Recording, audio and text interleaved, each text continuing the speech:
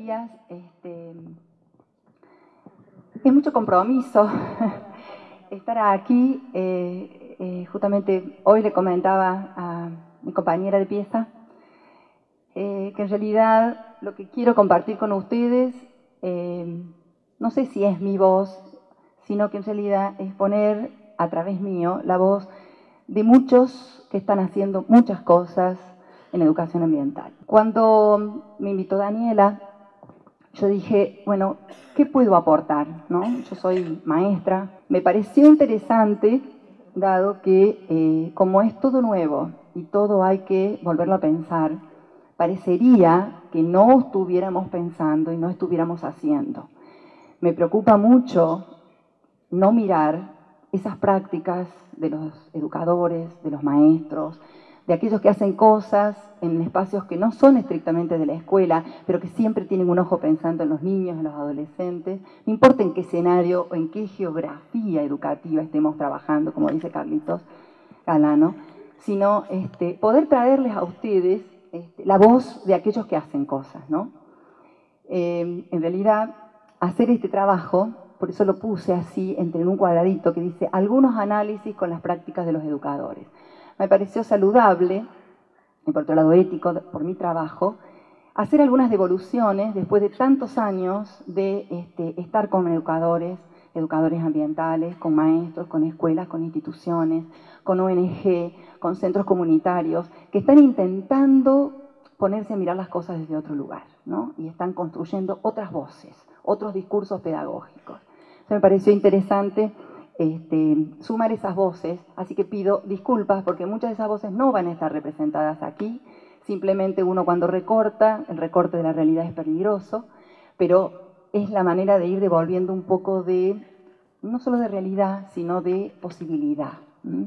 Hay mucha posibilidad en esas prácticas, hay muchas delicias didácticas y potentes por la pasión que se le pone, que hace falta divulgar más, hace falta recuperar más.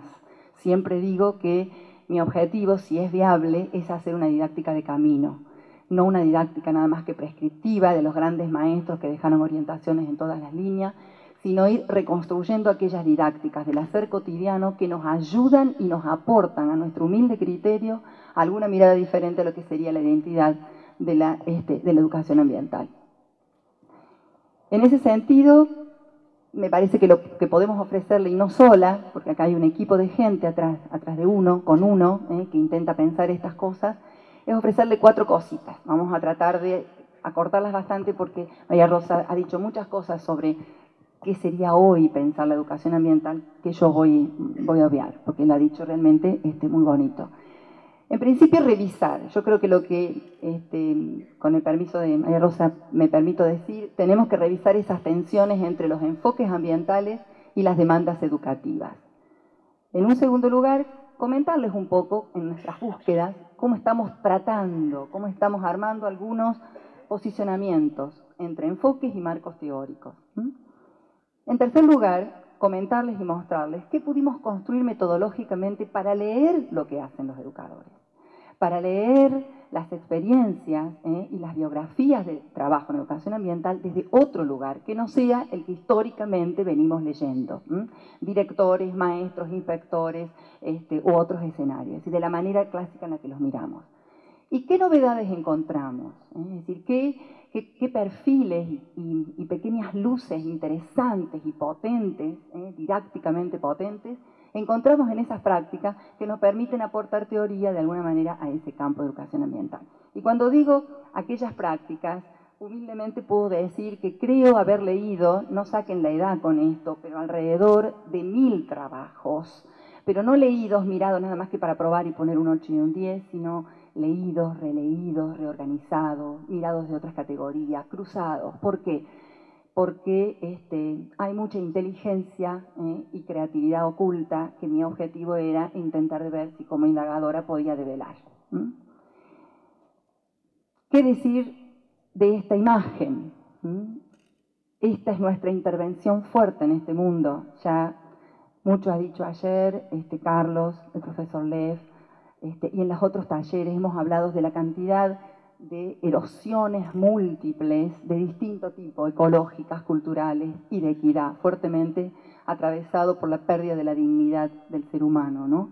Y que esta relación sociedad-naturaleza, que explicaba recién María Rosa, es como que es difícil representarla en el dinamismo y la complejidad.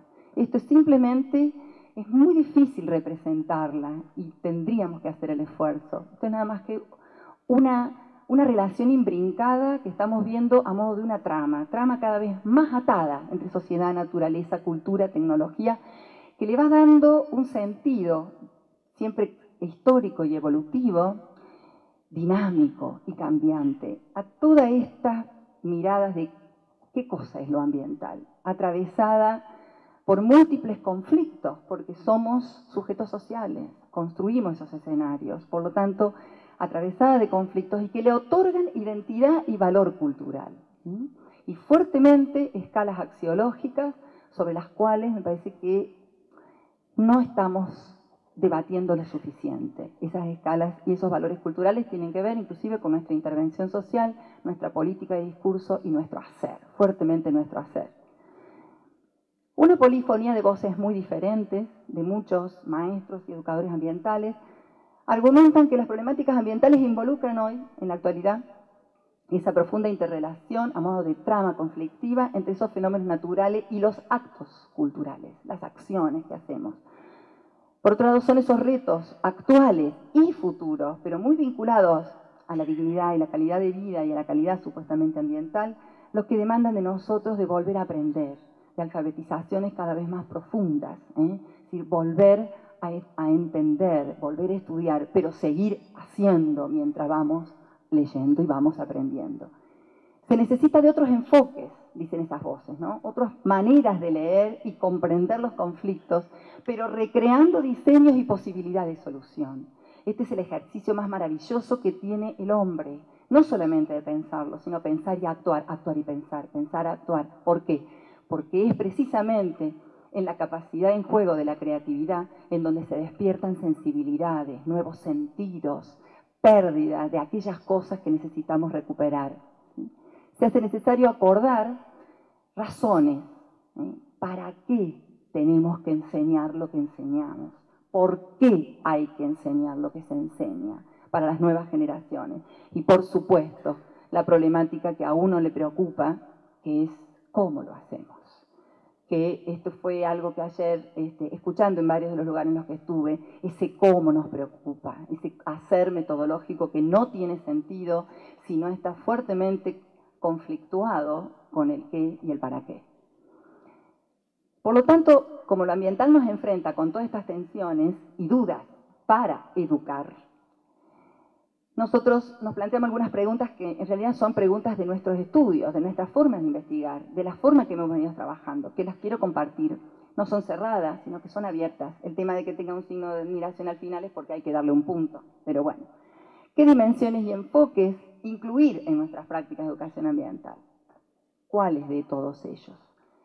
Desafían esos modos de enseñar, las cosas que hacemos, lo instituido y la necesidad de cambio de tanto que pedimos.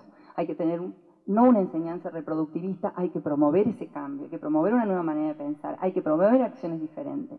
Desafían las prácticas que hacemos esa posibilidad. ¿Y qué sentidos ofrece lo ambiental para un mayor protagonismo político ciudadano?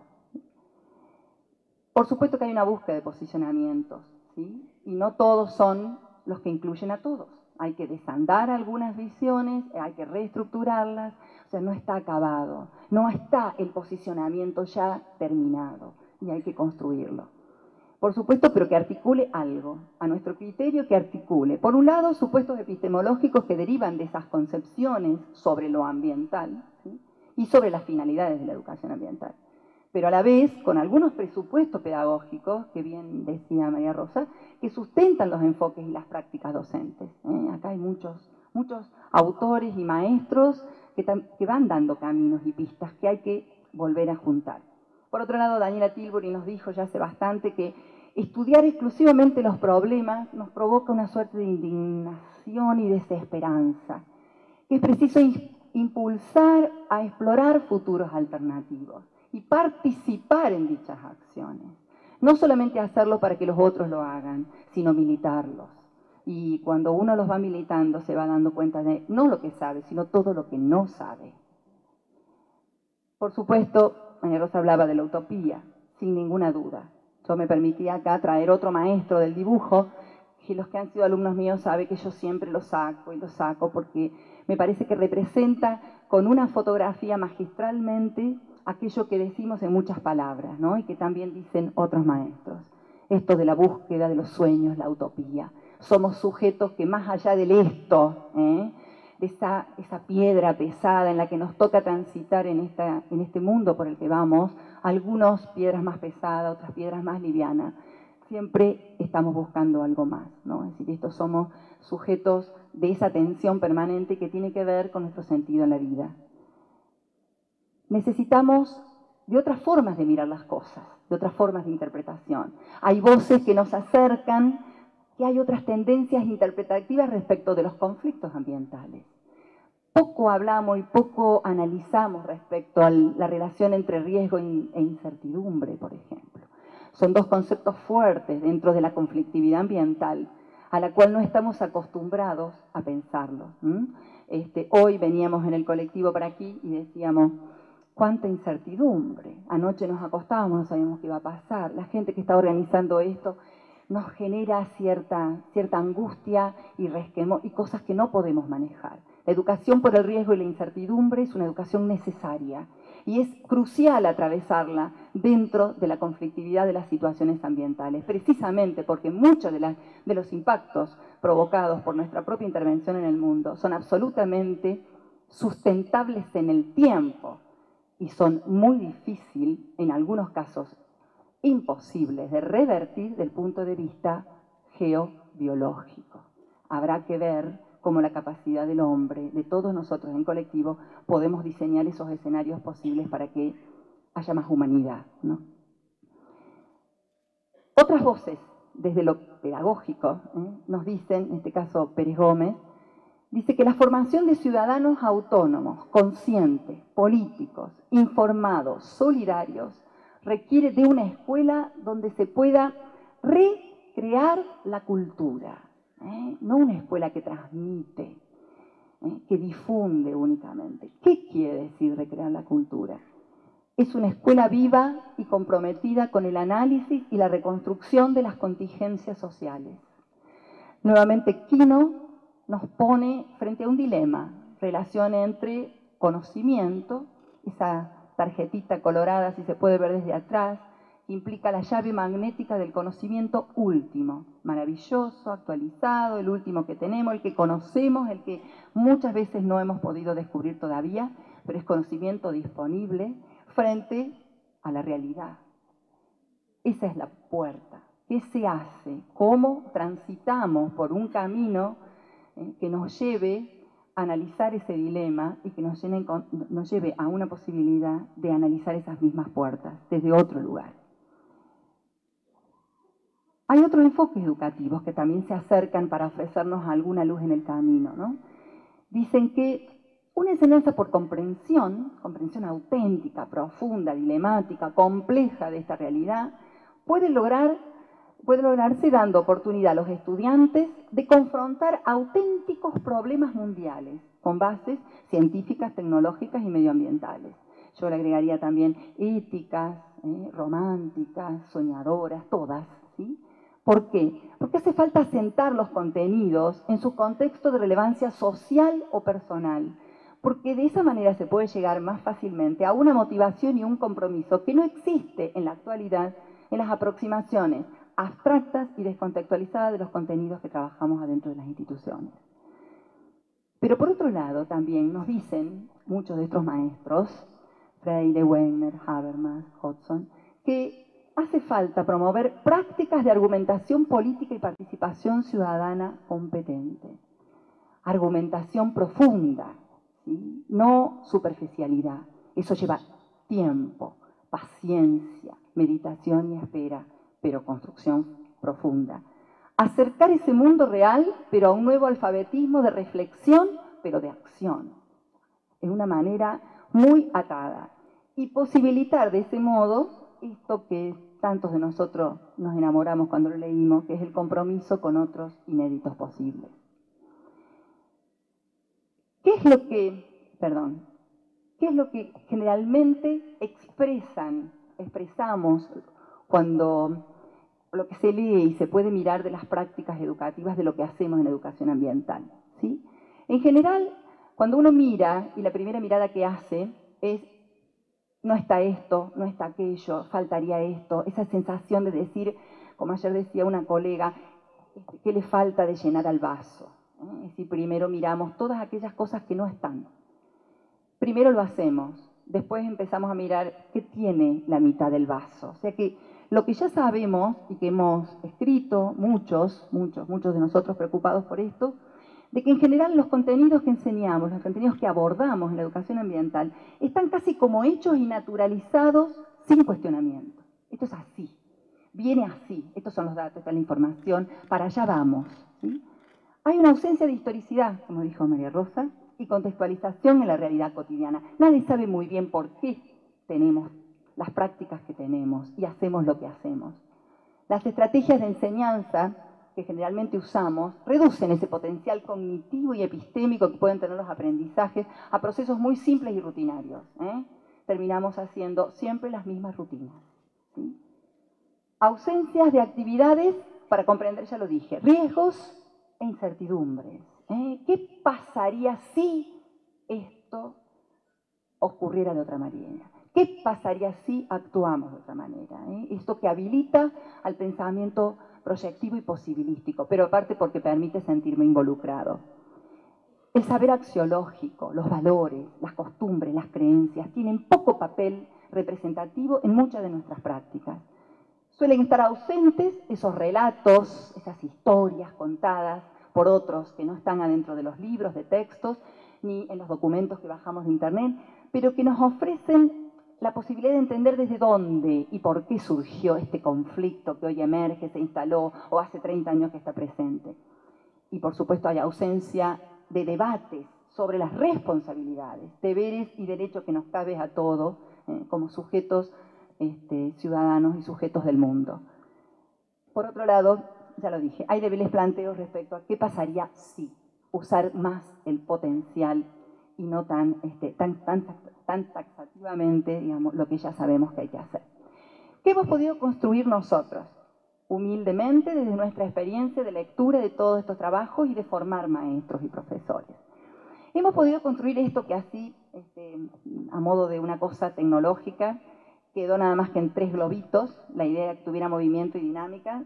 No creo llegar a poder hacer eso con la computadora, ya me voy a jubilar para esa fecha, pero la idea es que esto es algo que tiene una estructura dinámica. Hemos construido a nuestro criterio un modelo más dialéctico para indagar sobre esas biografías de educación ambiental, utilizando por un lado las mismas prácticas docentes de muchos de los que están aquí sentados y de otros que no están aquí, pero aquellos que han propuesto ese cambio cultural, que han transitado por espacios de formación y que ya han intentado introducir todas estas dimensiones que necesitamos para provocar esa transformación de pensamiento. Eso nos obliga, también lo decía María Rosa, a revisar e innovar los modelos de enseñanza, nuevas indicaciones, nuevas pistas, nuevas formas de hacerlo, que no son nuevas recetas, pero sí son orientaciones sanas, porque somos sujetos de certezas. Es muy difícil tirarse al vacío cuando no tengo nada en donde me pueda sostener, ¿sí? Porque somos sujetos de sensibilidad profunda y necesitamos algún acompañamiento. Entonces, ¿cómo construir nuevas pistas para que otros se vayan sumando? Por lo tanto, hay que revisar los modelos de formación que estamos teniendo. Y por supuesto, el desafío grande es ir viendo si nosotros desde toda esta combinatoria podemos construir nuevos insumos teóricos para poder leer y aportar a la identidad de la educación ambiental. Y en este caso, humildemente, a modo de teoría intermedia, teoría práctica, la teoría del pensamiento del profesor, la teoría del pensamiento del hacer docente. Dentro de este proceso de construcción hay 3 cosas que me gustaría, siempre digo no porque hay mucha gente que piensa esto con uno, ¿no? Entonces, para que no se piense que es uno solo el que lo hace. Tres cuestiones que sí me parece que pueden ayudar, con algunos pequeños ejemplos, a ver si después a las 4 de la mañana se ponen a leer todo el documento que uno ha escrito y lo entienden mejor. Bueno. Hemos podido armar o ir caracterizando esos abordajes educativos antes y después que los docentes han podido problematizar situaciones ambientales. Es decir, cómo lo pensaron antes, más o menos ya el esquema lo dimos en general, y qué pasó después. ¿Qué pasó después? Que uno disparó cosas, disparó propuestas, disparó pensamiento, hizo entrar en conflicto a la gente con sus propias ideas y con la problematización del contexto.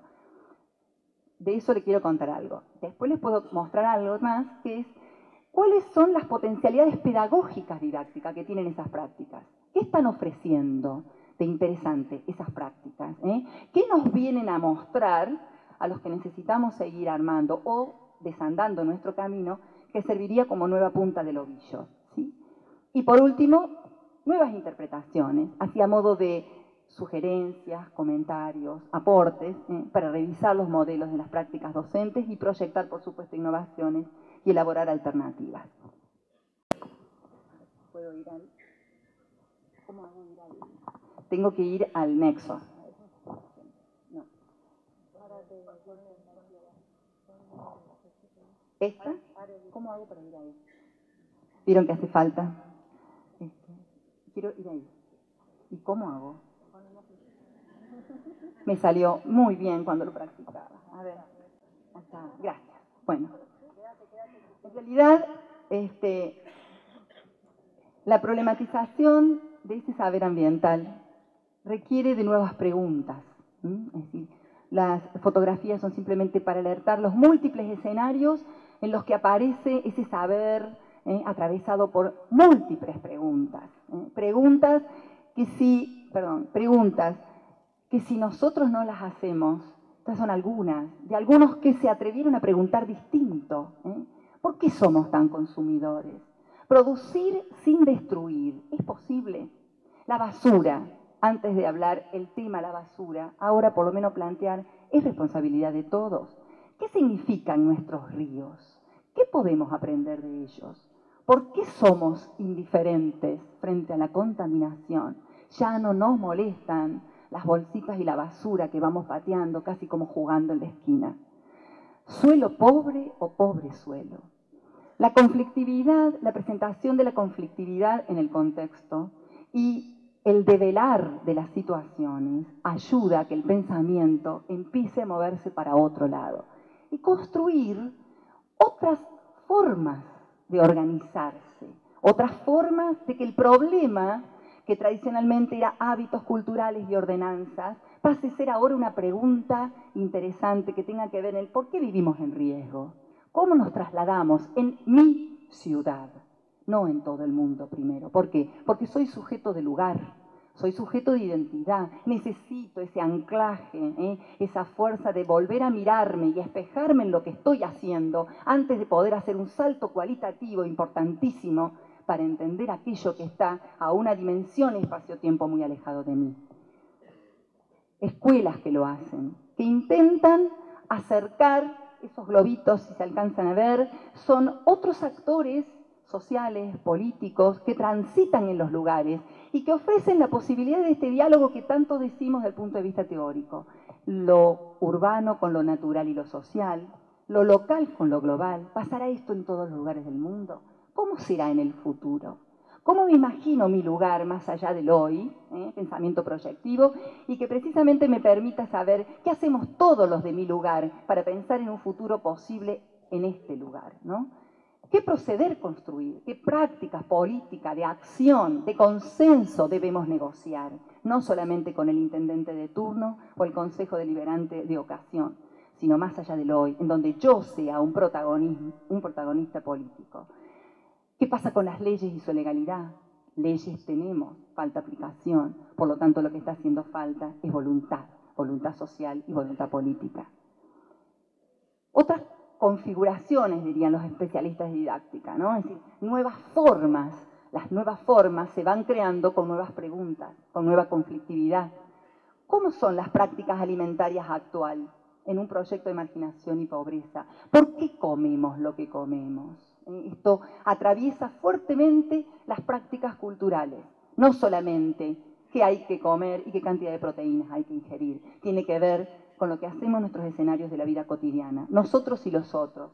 Por supuesto que esto habla de distintas configuraciones de escuelas con su lugar, escuelas con su barrio, escuelas con familia, y que habla precisamente de la posibilidad de ir incluyendo esos pares dialécticos, pares dicotómicos que hablan los autores, en necesidad de diálogo con el pensamiento y la acción, estilos culturales, trabajo y economía, calidad y derecho alimentario, tecnología y consumo, actitudes y salud. Es decir, empiezan a aparecer esas palabras con contenido inclusive conceptual o teórico, argumentado y crítico, pero frente a la realidad que uno está transitando. Consumo y basura, en vez de poner consumo y basura como algo estático, ya está hecho, está determinado. ¿Por qué producimos basura? ¿Qué haremos en los próximos 10 años, por dar un tiempo? En los próximos 20, 30, pensamiento ya proyectado por la investigación, la indagación y los estudios, pero que no sé si nos resulta tan fácil proyectarnos en nuestra vivencia inmediata, urgente, que nos dice que quiero las cosas resueltas ya. Esto habla de otras articulaciones y fuertemente miradas proyectivas. Dilemas de los discursos. Una cosa es lo que decimos que hay que hacer y otro es lo que realmente estamos dispuestos a renunciar de nuestras prácticas culturales sobre el tema. Diálogos institucionales. En la localidad hay muchos que están trabajando por el tema de la basura. ¿Qué hemos consensuado? ¿Qué prácticas tecnológicas y de consumo nos permitimos en este lugar? Ahora tengo que volver de nuevo. A ver si lo hago. Me siento fantástico. Bueno, esto fue una cosa que... No, por favor, no, sigo. Bueno, esto forma parte de las nuevas alfabetizaciones, especialmente en estos temas. Bueno, esto como para mostrar un antes y después. Sencillito, con 3 ejemplos, pero hay muchos más. El análisis de las potencialidades pedagógica y didáctica de dichas prácticas. A ver si lo logro hacer. No. Ahí vamos. Leer cuáles son las potencialidades pedagógicas, estas que decía María Rosa. ¿Cómo descubrimos que las prácticas esas, que ahora vamos metiéndonos, buceando gradualmente, los cambios son muy difíciles en el espacio educativo porque dependen de muchas dimensiones, de muchas variables y muchas representaciones personales y colectivas? Lo que uno fue haciendo fue un juego de categorías para leer y analizar esas propuestas, distintas combinaciones. Estuvimos mirando cuánto de esas propuestas de educación ambiental proporcionan herramientas para el conocimiento de ese medio de forma holística e integrada. Y les puedo asegurar que aparecen esas visiones holísticas que uno quisiera. Algunas más tibias, otras menos tibias. Eso intentábamos poner con los dibujitos. Propuestas que recuperen historias y fuertemente proyección a escenarios futuros. Empieza a aparecer la historia, de dónde venimos, por qué hacemos lo que hacemos y a dónde vamos. En los proyectos se empieza a ver esa necesidad de recuperar la historicidad. Y no toda la historicidad está en el libro que tengo que trabajar mañana, ¿no? Hay que metodológicamente, que es muy interesante, empiezan a aparecer vínculos con los otros, que los otros tienen la historia, los que no están acá ni pudieron leer ni escribir esos libros. Propuestas de educación ambiental que promueven cambios o que buscan ese cambio. Deliberadamente está intencionalmente puesto y están las respuestas en esos proyectos. ¿Qué hicieron los padres? ¿Cómo se movilizó la comunidad? ¿Qué hizo el sector político respecto a esto? ¿Cómo se movilizaron los niños? ¿Cómo me movilicé yo, que soy la que estoy trabajando, ¿no? De distinta categoría. Todos buscando una participación ciudadana desde lo que sería la construcción de discursos alternativos. Algunos con compromisos colectivos y comunitarios. Otros no se atreven todavía a salirse demasiado. Empiezan con compromisos más individuales y personales, ¿no? Es decir, esto para mostrar que la viabilidad de la lectura de las propuestas nos está mostrando que hay camino. También, como decía ayer Enrique, es un camino en andar, ¿no? Lo que sí encontramos fuertemente en todos estos proyectos nuevos, después de hacer esta revisión y este trabajo, habría como 3 casilleritos. No es la forma más feliz que a uno le hubiera gustado ponerlo en un cuadro, pero yo no encontré otra. Aparece lo de las múltiples perspectivas en los proyectos. Aparecen los dilemas de las propias prácticas culturales y aparecen las estrategias para la acción. ¿Qué cosas de esas múltiples perspectivas, estas cosas tan pedidas, abordajes interdisciplinarios frente a la complejidad? ¿Será cooperación disciplinar? ¿Será multidisciplina? ¿Será inter, trans, supra, infra, como quieran llamarla? Pero empieza a aparecer la ruptura de las fronteras, empiezan a aparecer los diálogos, un poco más fluido entre otros saberes. Aparecen esas miradas históricas. Si no son históricas o son metacognitivas o son contextuales, o son afectivas y son axiológicas. Empiezan a aparecer esos perfiles que necesitamos dibujar en esas prácticas de educación ambiental, pero que deliberadamente hay que promoverlos. El enfoque histórico-político del conflicto ambiental. Esa es una cuestión que siempre está ausente en nuestros proyectos. ¿Por qué es histórico el problema y por qué es fuertemente político? Y empieza a aparecer más fuertemente la articulación entre local y global. Respecto a los dilemas de las prácticas culturales, esto de problematizar la realidad próxima, este juego a modo de espejo, ayuda mucho a develar los contrastes y las escalas de valores. Y volver a vernos como sujetos, sujetos de acción, sujeto de sueño y sujeto político. Aparecen estrategias de acción. No se está haciendo una didáctica ambiental si no hay una propuesta de acción. No solamente acción física, de movimiento, sino pensamiento y acción. Acción propositiva, acción deliberativa, acción argumentativa, ¿no? Entonces esto es fortalecer esos discursos que no queden respuestas caprichosas, sino que tiene que ver con la profundidad analítica. Y por otro lado, promover estas comunidades de prácticas docentes más importantes, no solamente con el saber, sino con los otros compañeros, con los otros sujetos, con los otros actores que saben, y muchas cosas, y en muchas situaciones saben mucho más que yo, ¿no? Y por supuesto, bueno, la viabilidad ética que pueda tener la propuesta. Por último, así ya estamos cerrando, algunas nuevas interpretaciones que podemos dejar para revisar esos modelos de prácticas docentes. ¿Qué cuestiones sí o sí debemos incluir? Ya lo dijo María Rosa, así que es posible que, no quiero ser reiterativa, pero lo voy a poner nada más que así en algunos eslogans. Se necesita saber y poder delimitar primero uno, claramente, cuáles son las dimensiones de las situaciones ambientales y las situaciones problemáticas o la posibilidad de conflictividad dentro de las situaciones. Es imprescindible contextualizar ese conflicto, lo cotidiano, lo local, lo global, con la experiencia ciudadana, con las preocupaciones de los sujetos. Se necesita de metodologías complementarias. Hay que combinar, diría Moren, la complementariedad no es una cuestión teórica, es una cuestión real. No pares dicotómico, si es ciencia social es una forma, si es ciencia natural es otra. Bienvenida sea, si son ciencias sociales, más ciencias naturales, más ética, más filosofía y más arte. Todas las metodologías que permitan análisis, indagación y resolución de las situaciones. Requiere de la inclusión y el análisis de las actitudes de los sujetos. Esto de las prácticas culturales, las escalas de valores y por supuesto las identidades e ideologías a las que nos atamos, las que nos aferramos y que las necesitamos, porque estamos en este lugar, en un tiempo y un espacio, por un tiempo y por un espacio.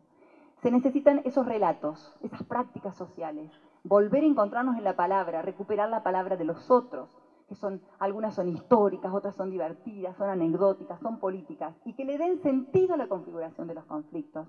No todo lo que uno percibe como conflicto, situación dilemática, lo es para el otro. ¿Sí? Demanda de análisis éticos y de responsabilidad política y requiere esa revisión histórica de los conflictos, porque si no es muy difícil pensar esos inéditos y proyectarse a futuros alternativos. Y a modo de cierre, diríamos que son propuestas que recuperen situaciones reales e hipotéticas, el juego de la imaginación, conflictos o dilemas, que sería educar en el riesgo y en la incertidumbre, aprender a educarnos en ellos.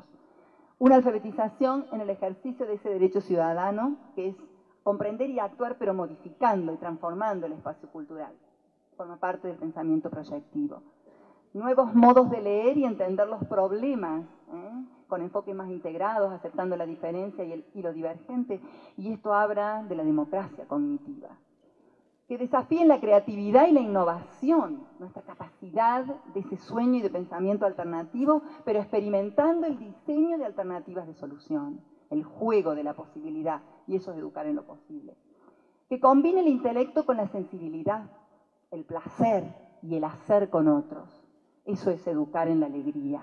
Muchas de nuestras prácticas están atravesadas por fuerte pesimismo, por pocas sonrisas y mucha falta de esperanza. Que trasciendan los espacios institucionales, cualquiera sean ellos, y los tiempos académicos de la escolaridad. Y eso es educar en lo sustentable. Que trasciendan las puertas y que se cruce con otras puertas. Por lo tanto, nosotros a modo de cierre, lo que queríamos decirle es que hay que desafiarse cada uno y buscar el desafío colectivo como este, de estar juntos en este Iberoamericano después de mucho tiempo de camino que muestra lo que estamos haciendo, ¿no? Pero desafiarse a transitar por otros formatos de prácticas docentes y de prácticas sociales, ¿no? Con modelos más solidarios y democráticos, pero acompañados de una mayor humildad. Saber que no sabemos, saber que no podemos solos y saber que necesitamos de otros. Por eso que nos orgullece y complace todo lo que hemos podido leer y todo lo que escriben y hacen nuestros educadores ambientales, no lo que nosotros podemos decir. Por eso, como dice un pensador, un peleador político, gracias, Georges Clemenceau, en el siglo XIX, leyendo un libro sobre su historia, su biografía histórica, encontré una parte de una frase que me pareció muy bonito y que es difícil, pero bueno, era para dejárselo. Es preciso saber lo que se quiere. Cuando se quiere, hay que tener el valor de decirlo. Y cuando se dice, es necesario tener el coraje de realizarlo. Nada más.